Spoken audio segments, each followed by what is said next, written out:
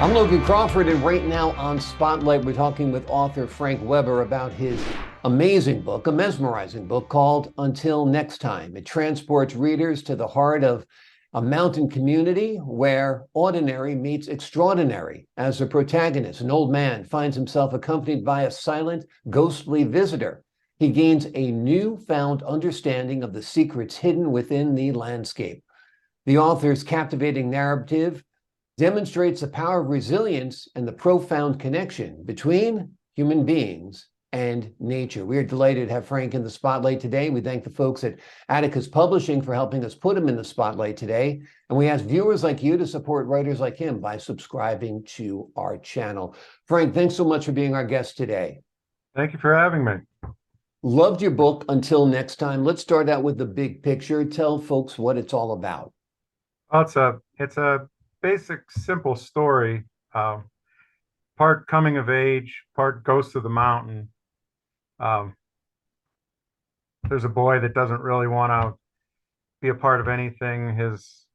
He had some family troubles, and his father takes him up to the mountains to visit a friend of his that lives there, an old man, lives by himself up on the side of the hill. They tell stories through the night, and they come to find out that the stories actually are true. Bit by bit, they learn more and more about the mountain, and things begin to blur a little bit where you're not really sure where the ghosts of the mountain actually come in. Right. Go ahead. I'm sorry. The one thing that is peculiar about the whole story is everyone that's read it for me so far has had a different interpretation of the last chapter about how the story ends. Right. And for me, that was a great end to the story. I had my own idea about it, but people can read it and come up with something completely different from me, all the better. Exactly, exactly. Leaving it kind of open-ended where your reader is becoming an active participant in the storytelling, I think is a goal of many writers. And so you've accomplished that here. What made you decide to write about the mountains? Well, I have a long-standing love of the mountains, outdoors, and just the woods in general. Uh, I used to go, younger days, used to go into the mountains if things got bad. I call it bedroll camping. Mhm. Throw a blanket on my back, knife, gun, bottle, head into the woods in the mountains where no one could find me. Right. So I've always drawn on that. I've always had some really weird and spectacular stories come out of every trip into the mountains. So that's kind of a no-brainer for me. I always write, somehow it ties into the woods, the outdoors, and the mountains. Very cool. So that's where your inspiration came from, one of your bed pack camping trips? Oh yeah. Yeah, in part.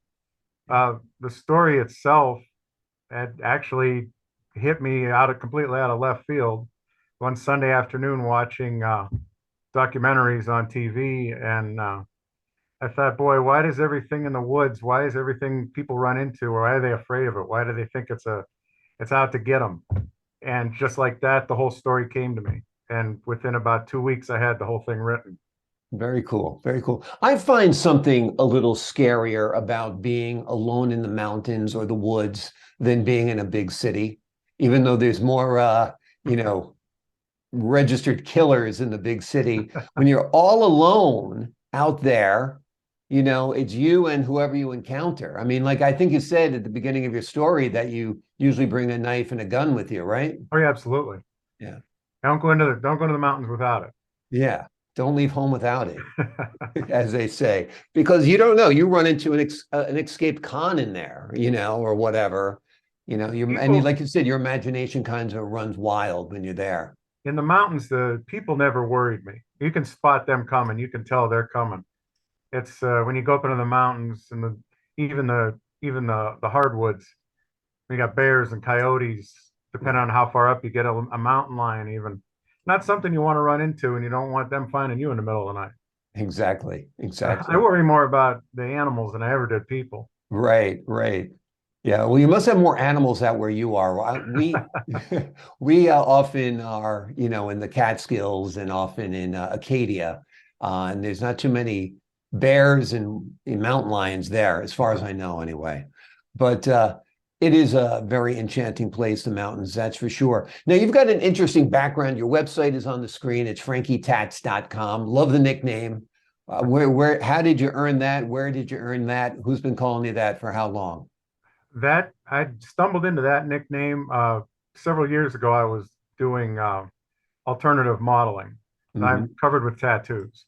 Yeah. And at the end of a shoot, a lot of the guys were going around. It was a gangster shoot, a 40s theme. They were going around the room giving themselves nicknames. And I kept to myself, but they got to me and they just looked at me as Frankie Tats. And it just kind of stuck. Um, Great. It's a great nickname. You expect a guy with a name like Frankie Tats to be talking like, my name is Frankie Tats. If you don't like my book, I'm going to whack you. But, but you don't talk like that. You talk more like an author, which is great. Was this your first book? this actually is the second that I've had published. The first one was self-published, but it was the result of a charity effort for Epilepsy Foundation. A few authors got together and put in stories, and that did remarkably well for the charity. So once everything was done and they cut everything loose, I published it myself to have the story out there. That's called Well, The Mist of My Dreams. I'm sorry, one more time. What's it called? It's called The Mist of My The Dreams. Mist of My Dreams. Okay, great. And is that a short story? It's closer to a short story. Yeah, It's like a it's not nearly novella. as long as this. It was meant to be a part of an anthology. Gotcha. Gotcha. Sounds good. So that got whetted your appetite a little bit for writing. You got the bug a little bit. And when did you start writing this book? You said you wrote it in about 2 weeks, but when did you start writing? This one, almost 2 years ago now. Hmm. Uh, Process takes a while to move through all the gears. Yeah, absolutely. Did you have to rewrite it? Was rewriting part of your process? Only minor tweaks here and there. The story came to me and I couldn't type it in fast enough. Awesome. I think that's the best work when it feels really inspired, like the words are just flowing out of you and you can't wait to get the next sentence down on paper. Have you envisioned this as a TV series or a movie at all? I've actually lately I've been thinking just how well this simple story could equate into uh, I think more of a movie. Hmm. Uh, I think a lot could be drawn out of it. I've got the framework here, Yeah, but a lot could be drawn out of it into a full-length story. absolutely. It'd be very visual as well. You could get a Oh yeah. perfect mountainscape where, the story unfolds and maybe an older established actor like Clint Eastwood playing the old man. That'd be a dream come true, huh? Oh yeah, it would. Yeah, Absolutely. absolutely. Are you working on any other books right now? I've I actually am working on a sequel for this one. Okay, Uh, I've got a few more thoughts came to me. I haven't put them all together yet. I have more notes than anything. Um, I have a couple of novels that are completed and a few novellas also completed. great. I'm more working now into short stories. I enjoy that process a lot more. I tell the whole story in a smaller ball. Hmm. It it seems to be working well for me. So are you thinking about putting those short stories into like an anthology of short stories, a collection? In time, possibly. Yeah. I'm sending them out for review as much as I'm able, as much as I can find places I think they might fit. I've Mm, had a couple short stories published, so it's the ball's definitely started rolling. that's wonderful. Wonderful. Who was your first reader for Until Next Time? Who did you give the book to and say, what do you think of this? My youngest daughter, Mm, okay. she unfortunately wasn't able to finish the entire thing, so she doesn't know the ending. But she loved it all the way up until about two-thirds of it. Okay. And how old is she? She's um, I'm going blank. Sorry. So no trick questions here. You can give Um, us an approximate 15 now. 15. Gotcha. So she was like 13 then. Yeah. Yeah. Okay, good. Good. Sounds great. So Your work right now is on the short stories, and you said you're distributing them. How are you distributing them? How can people read some of your short stories? The ones that are published, I have links on them or links to them on my site, frankietats.com. Hmm. Uh, the other ones, whenever they're not out for they're not out in public domain. I Gotcha. have to get them published first.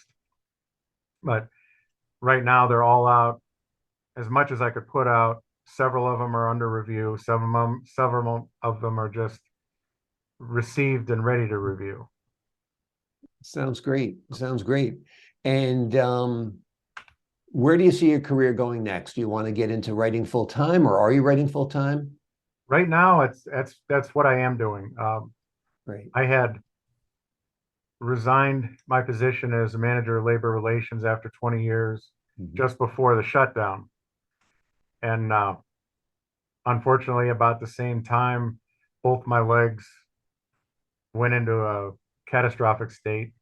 And right Mm. now, I'm recovering from a double hip replacement. Good God. One leg in February, one leg in March. I'm doing good, recovering great, walking Good. again. Good.